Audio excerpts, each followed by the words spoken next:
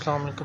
تو میں بات کر رہا تھا کہ یہ منزل آپ کو خود طے کرنی ہوتی ہے، ٹھیک ہے، تجربہ کر کے سمجھنے کی باتیں ہیں یہ، ٹھیک ہے، تو پھر نتیجہ سامنے آتا ہے اور آئے گا انشاءاللہ۔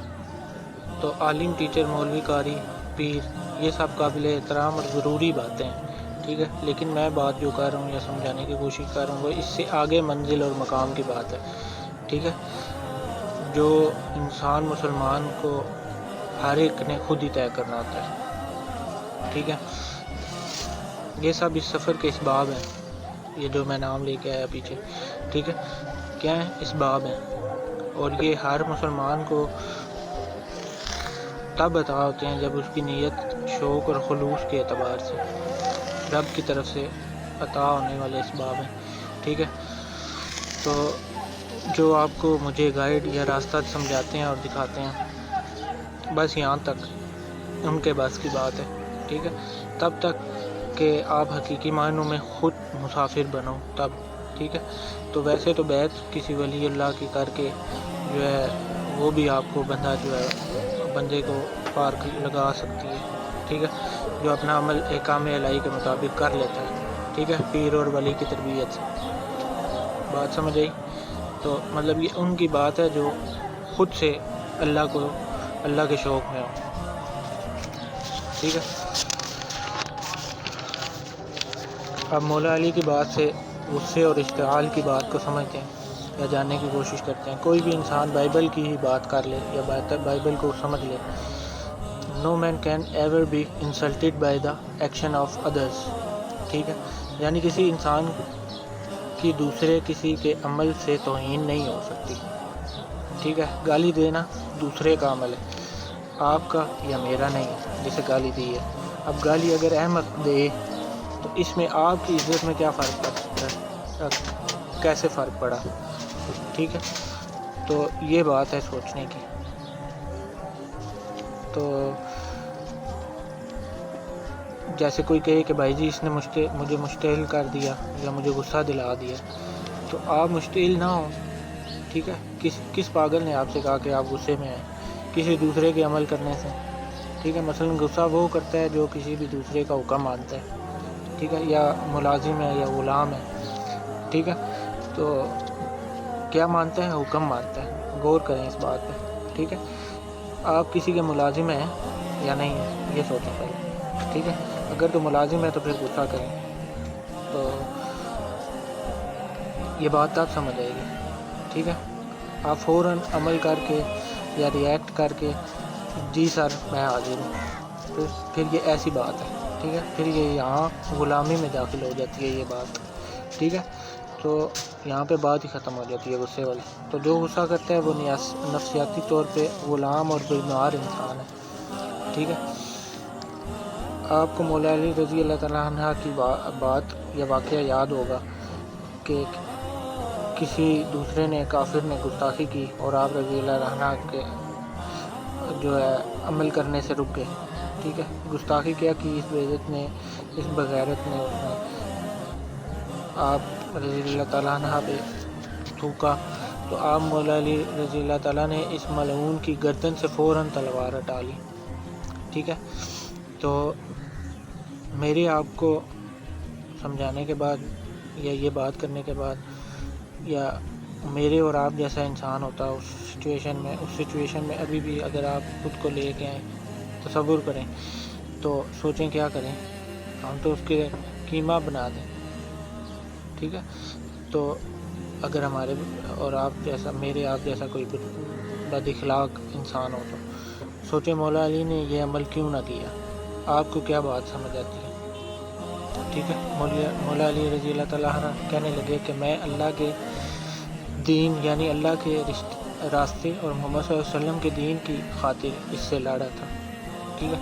تو آپ رضی اللہ تعالیٰ عنہ کہنے لگے کہ اس نے گستاخی میرے ساتھ کی تو مجھے غصہ آ گیا۔ اب میں نہیں چاہتا تھا کہ اللہ کے کام میں جو ہے اپنی ذات کو شامل کروں۔ آپ سب کو اس بات کی کیا سمجھ آتی ہے؟ بتا میں بھی سکتا ہوں آپ کو، لیکن میں چاہتا ہوں کہ آپ خود اس بات کو جاننے کی کوشش کریں، ٹھیک ہے۔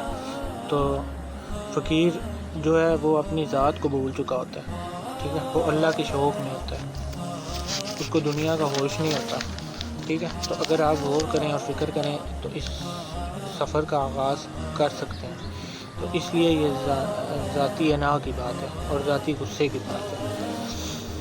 آپ اپنی ذات کلیئر نہیں کرتے اور اللہ کی لاٹھی لے کے چل پڑتے ہو، ٹھیک ہے؟ اللہ کی لاٹھی آپ کے ہاتھ میں آ جاتی ہے، یعنی آپ کے ہاتھ میں آ جائے، یعنی آپ اللہ کی راہ میں چلتے ہو، اللہ پاک کا پیغام دینے کے لیے چلے ہو، تبلیغ کرنے کے لیے چلے ہو، پیغام کسی کو دینا ہے اور فیصلہ یہ ہے کہ ان کو ضرور دینا ہے، ٹھیک ہے؟ راستے میں کوئی شخص کہتا ہے یا کوئی آدمی کہتا ہے کہ تم بے وقوف آدمی ہو، کہاں چلے ہو، تو آپ وہیں پر لڑائی شروع کر دیتے ہو، ٹھیک ہے؟ اور پیغام ادھورا رہ جاتا ہے۔ تبلیغ یعنی اللہ کے دین کو نقصان پہنچا دیا آپ نے۔ مثلاً فرض کریں آپ نے میں نے اگر لندن جانا ہو کسی نے، اور کل 10 بجے فلائٹ ہو اس کی، ٹھیک ہے؟ اور میں گھر سے نکلا ہوں یا آپ گھر سے نکلے جس کی فلائٹ ہے، تو راستے میں آپ کا یا میرا کسی سے جھگڑا ہو جاتا ہے، تو اگر ہم میں سے کوئی بھی، آپ جو لندن جا رہا ہے، وہ جھگڑا جس سے ہوا ہے اس سے کہے گا کہ بھائی مجھے معافی دے دو، مہربانی کرو مجھے معاف کر دو، میری غلطی، ٹھیک ہے؟ تو ایسا کیوں ہوگا؟ کیونکہ جس نے لندن نہیں جانا وہ کہے گا کہ میں تمہارے ساتھ فیصلہ کروں گا، ٹھیک ہے؟ لندن دیکھا جائے گا، ٹھیک ہے؟ تو اب ایسا شخص کبھی سفر پر نہیں جائے گا، ٹھیک ہے؟ دور جانے والے قریب کے جھگڑے نہیں کیا کرتے، ٹھیک ہے؟ ایسے لوگ کہتے ہیں کہ لڑائی جو ہے میں ضرور کروں گا لیکن ہم دور جا کے لڑیں گے، اس لیے چھوٹے موٹے جھگڑے کس بات کے، ٹھیک ہے؟ اس لیے یاد رکھو، اگر تو آپ مسافر ہیں تو، ٹھیک ہے؟ اگر آپ کا سامنا جاہل سے ہو جائے تو اسے سلام کریں اور آگے بڑھ جائیں، دیٹس آل، ٹھیک ہے؟ تو مسافر کا کام ہے آگے بڑھ جانا، وہ راستے میں کسی کے لیے نہیں رکتا، ٹھیک ہے؟ اسے منزل پہ پہنچنا ہے تو اللہ کے نبی صلی اللہ علیہ وسلم کی بڑی آسان اور متفق علیہ حدیث ہے کہ دنیا میں اپنی زندگی ایسے گزارو جیسے کہ تم مسافر ہو، ٹھیک ہے؟ اب یہ بات مسافر کی ہے، اگر آپ مسافر ہیں تو، اگر آپ یہاں کہیں ٹکٹ لے کے آئے ہیں یا یہاں کہیں رہنے رہائشی پکے ہیں تو پھر الگ بات ہے۔ ایک مرتبہ ایک آدمی نے دیکھا کہ ایک شخص دوڑتا جا رہا ہے، ٹھیک ہے؟ تو ایک آدمی نے دیکھا دور سے، تو اس آدمی نے دیکھا یہ تو انسان میرے جاننے والا ہے، ٹھیک ہے؟ تو اسے شک پڑا کہ یہ تو عیسیٰ علیہ السلام ہے، ٹھیک ہے؟ وہ آدمی پیچھے بھاگا اور پوچھا کہ سرکار آپ عیسیٰ علیہ السلام ہیں، تو آپ کیوں بھاگتے جا رہے ہیں؟ تو حضرت عیسیٰ علیہ السلام کہنے لگے میں ڈر کے مارے بھاگ رہا ہوں، ٹھیک ہے؟ تو وہ آدمی کہنے لگا کہ آپ تو مردے زندہ کرتے ہیں، بیماروں کو شفا دیتے ہیں، کوڑوں کو، ٹھیک ہے؟